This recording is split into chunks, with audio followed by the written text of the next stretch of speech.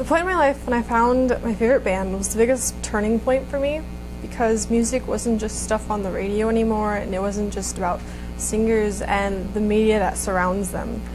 At that point, no one else knew the band that I liked or had heard of them, and so I felt like I had found something that was my own. It was incorruptible and not influenced by anything but myself. My love for it made me feel like I was able to find myself.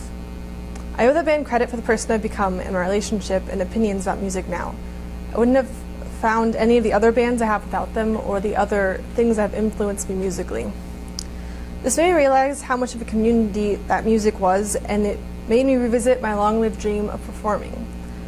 I became incredibly ambitious because of this, and I focused most of my time to learning and playing music. All I can imagine doing in my life now is using music to make others feel the same way I did when I first discovered it. I want to be able to inspire people to find what I found in music. This is why I've chosen music production as my topic for ISM.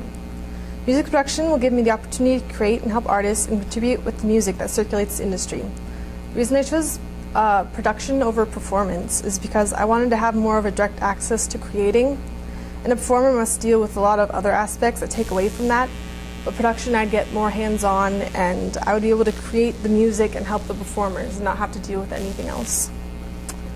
So these are some of the bands that influenced me and still influence me the most as my musical career.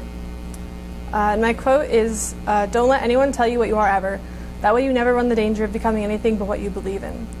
And I think that relates directly to my entire ISM journey, because I chose music because this is the one thing that I feel like is actually part of me, and I'm not going to hate it later in life, and it's always going to be the one thing that I actually really love. So for my research for music production, I started by researching the recording industry, because I haven't ever really, I didn't know anything about producing other than the music, kind of the face of everything, so I didn't know how everything behind the scenes kind of worked. And so the role of the producer is basically the person who works with the artist when they're recording in the studio and writing the songs and edits all of it. And so they kind of create the cohesive outlook on the entire album, and a lot of the weight of what it actually turns out to be will rest on them. Also, the artist to producer relationship is really important, because to be able to really understand the ideas that you both want, you need to be able to function together. So the producer relationship to the artist is one of the most important things. Also, having knowledge about equipment and audio softwares is important, because you need to understand what you want to be done. So the next thing I looked up was audio softwares. And not every producer has to be able to use audio softwares, because some recording companies will have audio engineers who will specialize in that, and so they'll mostly do the work.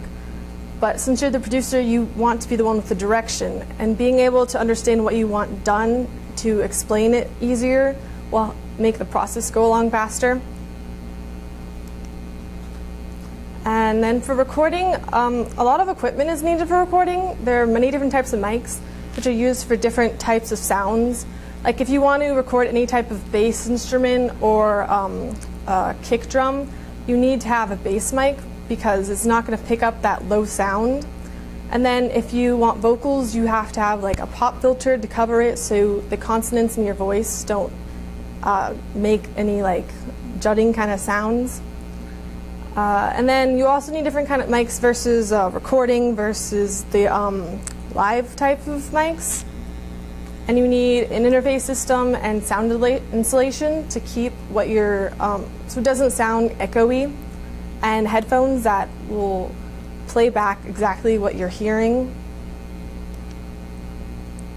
I then looked up producers, because I wanted to understand the bands that I liked and how the producers that they worked with and what they've done and how that sounds compared to other producers.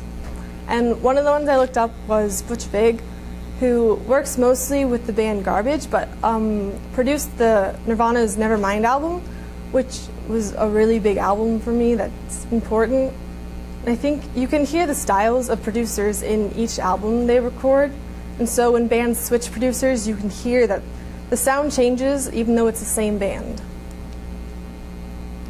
For the interview process, I had to find producers in Dallas, which isn't that easy because this isn't that big of a music scene and producing isn't that big of a thing here.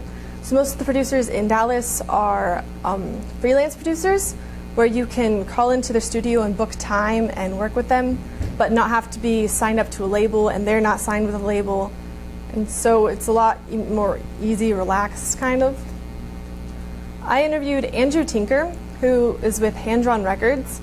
He is also a musician, so he has his own album, and he gave me more of a realistic outlook on producing, because he was thinking of it more as a job than just something where you're creating music. I then interviewed Miranda Day, who's with Shady Pines Records, a company she started. She's also a musician, and she was practical but very passionate about everything she was talking about and how the feeling she'd get when she created music. She also talked about the bonding woman in music, because this is probably the only woman I found at all who was a producer, and it's not that common of a woman to be in this industry. She's a freelance producer, and she produced her own album also.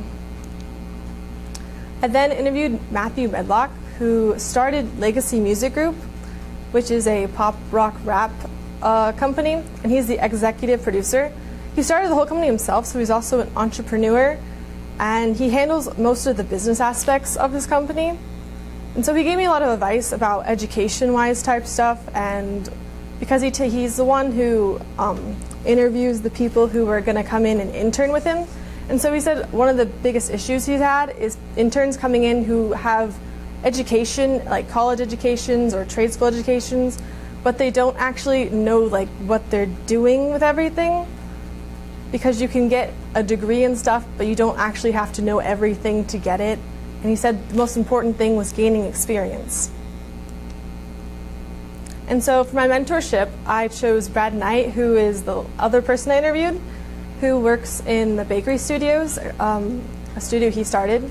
He's a drummer and has alternative music tastes and an appreciation for many different genres. One of the things about him that was different than most people I interviewed was he talked about the importance of movie scores. And so he does a lot. He scores movies as well as working with different artists.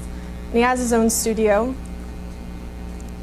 And then for mentor visits, one of the mentor visits I've gone on was him scoring a movie, and he probably spent about 3 hours scoring a 4-minute section, because he used a keyboard to record different. You can record like violin sounds and cello sounds, as well as just like piano sounds. And so he layered lots of those over each other, and would go back and listen to it and cut pieces. That was really awesome, getting to see how it worked and how he used that. Another interview I went on, he was cutting loops. He recorded a bunch of percussion pieces and just had a bunch of tracks laying out. And then he would go back and listen through all of them. And when he found pieces that he liked, he would go in and cut them and to make little loops. Some of them were like 4-bar loops, but some of them were only 1-bar loops. And he was using those to send out to other people to use in their recordings. So for my original work proposal, I decided I was going to make a music EP, which was going to have guest musicians and all the songs were going to be written by myself. My goal was to learn to collaborate with other artists and to gain experience in how to record and how to produce it, and kind of understanding how to listen to what and find the pieces that are wrong. And I mainly wanted to be able to create something that had a quality sound that didn't just sound like something I recorded in my bedroom, but something I put effort into. So the songwriting process, the entire process is kind of messy, because it's there's no order or anything. Sometimes I start with the lyrics, sometimes I start with the idea for the music, but most of the stuff I have started with lyrics. Some songs I started with entire lyrics for the entire songs, but some of them I had just a verse or a chorus, or I wasn't sure what it was yet, and then I started with the music around it and added more lyrics when I had finished that. And so these are 2 different songs I wrote, and I also put in, like, I have to write, sometimes I forget to write down the chord progressions, and then I'll forget what it sounded like. So I have all those written down. I chart out the songs in what order I'm trying to put them in. And then I have lots of lyrics that get cut and stuff. And so that's how the songwriting is. And then I go into recording, which also sometimes I'll record as I'm writing, because I'll think of like a melody I want, but I don't know anything else about the song yet, so I'll record the melody part and go back in later and fill out the rest of it. And normally for guitar parts and stuff like that, I start with just a rhythm guitar. And if I'm going to add anything else about that, I'll add it in later, like guitar solos or any little finger picking type stuff. And so this is the mic and headphones and pop filter I use. And then so the producing part, which I also do simultaneously while recording, so this is all kind of going on at the same time. This is an example of a song I've been working on, and this is just instrumental right now, but there are tons of different tracks for everything. Normally I'll start with like the normally I start with just the guitar part for the rhythm, and then I'll go back in and I'll record like the first verse vocals, then go to a different track, doing the second verse and then the chorus, so that each of them are isolated. Because especially recording vocals, I screw up them a lot, and so I have to go back and do them again. And it's easier if they're not all in one track, so I can cut it but not have to start completely over again. Also, it makes it easier to fix mistakes, like if the guitar part, one part sounds wrong, I can silence that one part and then record something under it and then kind of fade the tracks into each other. And so it gets really messy, but you have to label each track, and you can go back in and see exactly what the wavelength looks like and adjust the volumes of all of them so they sound good together, but not too loud for the whole recording overall. And so I came up with these 3 songs for my EP, and I will play them.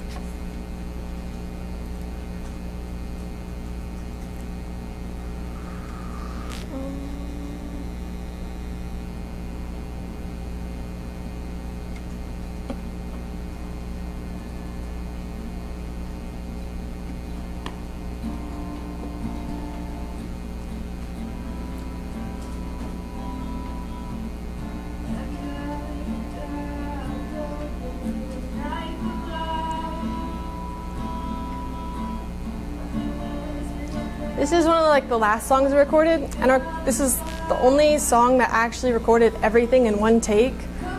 I did it all in one day. Most of the stuff I do is I'll record one part one day and then I'll come back to it a few weeks later or something. This is when I had all the lyrics down earlier, and I had all the parts written out, so when I went back to record it, I could record it all together at once. And I think that was probably the best way to do it, because I had all my ideas with me, and if you take time in between, it gets confusing on what you were thinking and what kind of state of mind you were in. And so I think this is the best one I have. I'll do the next song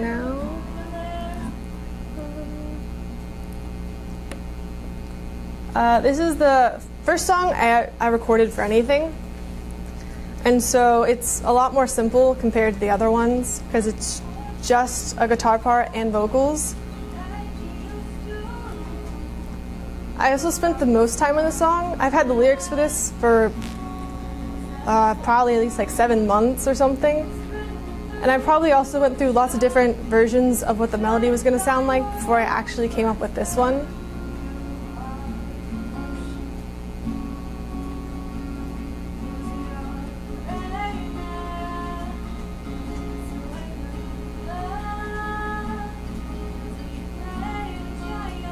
I also had more than one recording this, because I started recording this song before I even had a microphone or anything. So I have some really rough recordings of this song. Okay. And then for my last song, I actually didn't have all the lyrics when I started this song, so I came up with all the music before I had anything but the first verse.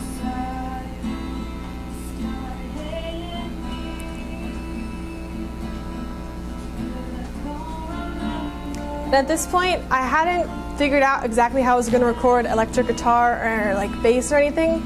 So all the songs are acoustic at this point.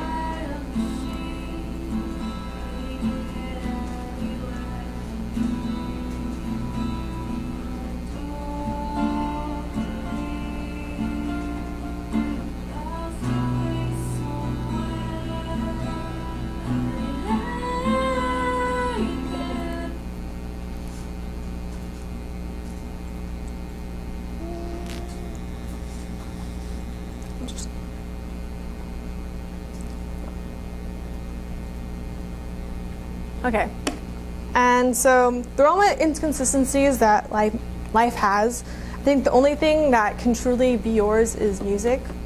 And so to me, that is the one thing in life that makes me feel like the person that I am, and that I can put that into music. Thank you.